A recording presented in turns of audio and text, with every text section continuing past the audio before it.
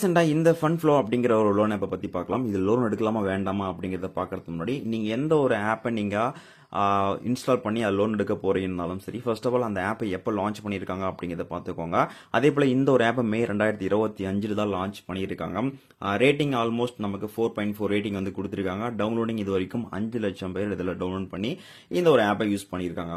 So first of all இந்த ஒரு ஆப்ல நீங்க லோன் எடுக்கிறது என்ன மாதிரி எலிஜிபிலிட்டி அப்படின்னா, உங்ககிட்ட ஆதார் கார்டு, பேன் கார்டு கண்டிப்பா இருக்கணும். நீங்க இந்தியாவில் 21 வயசு முடிஞ்ச ஒரு நபராக இருக்கணும் அப்படிங்கறத மென்ஷன் பண்ணியிருக்காங்க. உங்ககிட்ட சிபில் ரொம்பவே கம்மியா இருந்தா கூட பரவாயில்ல, இதுல லோன் கொடுக்குறாங்க அப்படிங்கறதுல இதுல கண்டிப்பா வந்து சொல்லி ஆகணும். அண்ட் தென் பாத்தீங்கன்னா இந்த ஒரு ஆப்பை பொறுத்தவரையும் உங்களுக்கு வந்து ஆர்பிஐ சப்போர்ட், ஆர்பிஐ அப்ரூவலோட தான் இந்த ஒரு ஆப் வந்து ஒர்க் ஆகிட்டு இருக்கு.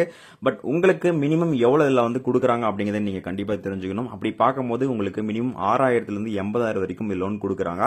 ஸோ இன்ட்ரெஸ்ட் ரேட் அப்படின்னு பார்க்கும்போது 0.05% பர் டேக்கு வந்து உங்களுக்கு அவங்க கரெக்ட் பண்றாங்க. உங்ககிட்ட வந்து 3 மாசத்துல இருந்து 12 மாசத்துக்குள்ள நீங்க வாங்கின அமௌண்ட்டை வந்து ரீஃபண்ட் பண்றதுக்கான டைம் டியூரேஷனும் கொடுத்திருக்காங்க. ஸோ ஆல்மோஸ்ட் பாத்தீங்கன்னா இவங்க கிட்ட வந்து சப்போர்ட் கேர் எல்லாமே வந்து இருக்கு 24/7. ஸோ உங்களுக்கு எந்த ஒரு விதமான டவுட் இருந்தாலும் நீங்க அதில் கால் பண்ணி பேசிக்க முடியும்.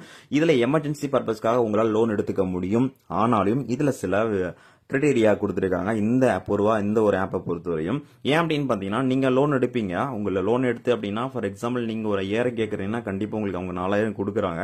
ஆனா அந்த 4,000 அமௌண்ட் நீங்க கட்டி முடிச்சிட்டீங்க, அவங்க சொன்ன டைமுக்குள்ள கட்டி முடிச்சிட்டீங்கன்னா அடுத்ததா ஆட்டோமேட்டிக்கா உங்களுடைய பர்மிஷன் எல்லாமே உங்களுடைய அக்கௌண்ட்ல அவங்க பாத்தீங்கன்னா ஒரு 5,000 போட்டு விட்டுறாங்க. அதை நீங்க ஒரு 15 நாட்கள்ல கட்டி முடிக்கணும் அப்படிங்கறதையும் மென்ஷன் பண்றாங்க.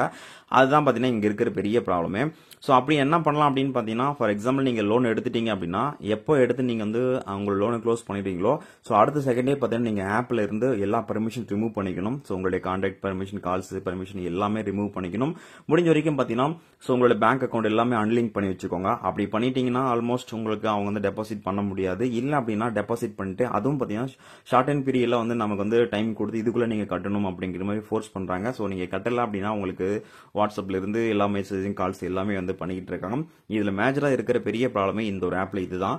நிறைய பேருக்கு இந்த மாதிரி ப்ராப்ளம் வந்து ஃபேஸ் பண்ணிக்கிட்டு இருக்காங்க. ஏன்னா நமக்கு தேவையே கிடையாது அந்த டைம்ல அமௌண்ட், பட் அவங்க டெபாசிட் பண்ணிட்டு அதுக்கு ஒரு இன்ட்ரெஸ்ட் போட்டு நீங்க இந்த டைமுக்குள்ள கட்டி ஆகணும் அப்படிங்கறது ஃபோர்ஸ் பண்றதா ரொம்பவே காண்டா இருக்கு.